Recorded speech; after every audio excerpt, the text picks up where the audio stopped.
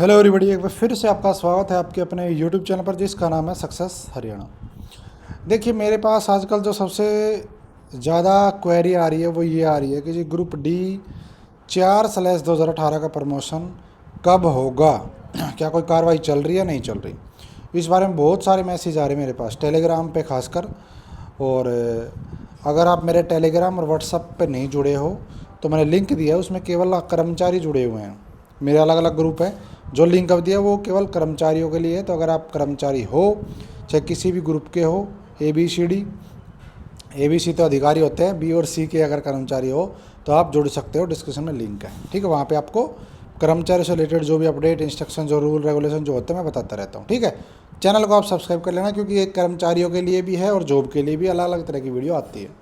Service rule मैंने YouTube पर बनाए हुए हैं। देखो, बात है जी प्रमोशन कब तक होगा। तो सबसे पहली बात तो हो सकता है आपको निराशा हो सुन के। तो भाई फ़िलहाल जो मैंने पता किया था, आप कहाँ पे, कॉमन कैडर ब्रांच के अंदर, तो भाई कोई भी काम प्रमोशन का नहीं हो रहा है। ये बिल्कुल क्लियर कट बात है, ठीक है। मैं ये नहीं ऐसे हवा में तीर मर रहा, फिलहाल वास्तव में कुछ नहीं हो रहा। आप खुद भी जाके पता कर सकते। ये कोई सीक्रेट बात नहीं है कि सीक्रेट है भाई मैंने पता कर लिया, आप नहीं कर सकते। ये नॉर्मल बात है। आप भी जा कर के कुछ पूछोगे, फ़ोन करोगे, जाओगे, जो वहाँ पे रहते हैं उनको पता है, और यहाँ से कोई जाएगा तो आपको पता चल जाएगा कुछ नहीं हो रहा।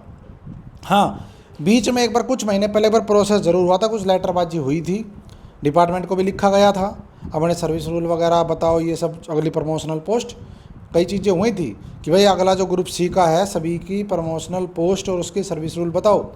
लेकिन वो फिर उसके बाद वो ठंडे बस्ते में चला गया। कुछ डिपार्टमेंट ने दिया, मोस्टली ने नहीं बताया। उसके बाद फिर वो प्रक्रिया भी ठंडे बस्ते में गई।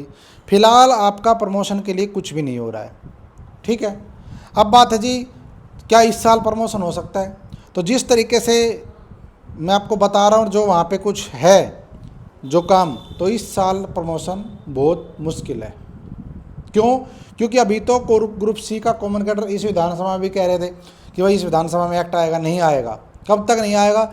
जब तक नहीं आएगा जब तक हर डिपार्टमेंट की ग्रुप सी की पोस्ट की जो प्रमोशनल पोस्ट हैं, जो क्लर्क या उसके इक्विवेलेंट जो पोस्ट है, जब तक उनके सर्विस रूल HRD की ब्रांच में नहीं आ जाते, जब, क्योंकि उनको देखने के बाद ही तो ड्राफ्ट बनेगा कौन कौन सी पोस्ट जो है।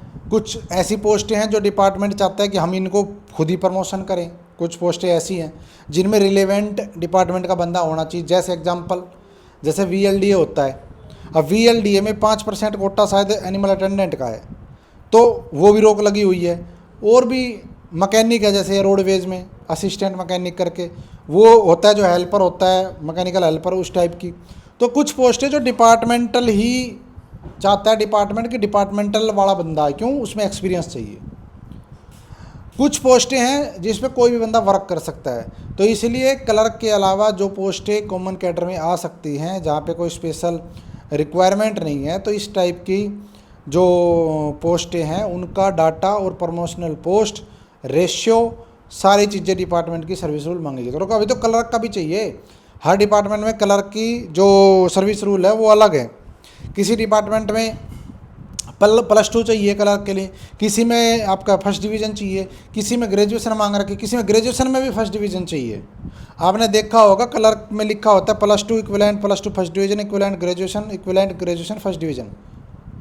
तो कई बार हम सोचते हैं कि यार हमारे नंबर ज़्यादा थे, हमें तो मिला एजुकेशन डिपार्टमेंट। एक बंदा जिसके नंबर हमसे 2 नंबर कम है, लेकिन उसको मिल गया रेवेन्यू डिपार्टमेंट। सोचते हो ऐसा बहुत तो पता होगा। उसका कारण होता है कि आपके पास उस रेवेन्यू डिपार्टमेंट की योग्यता नहीं थी।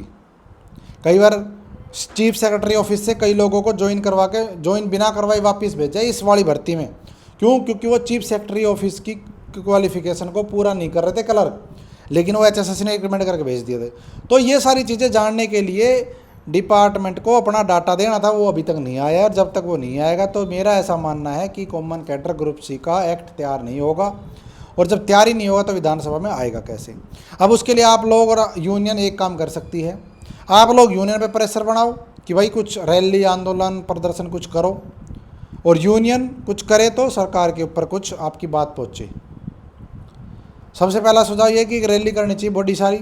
अब तो 4/2018 वाले भी आ गए, 23 वाले भी आ गए, उसके बाद वेटिंग भी आ गई।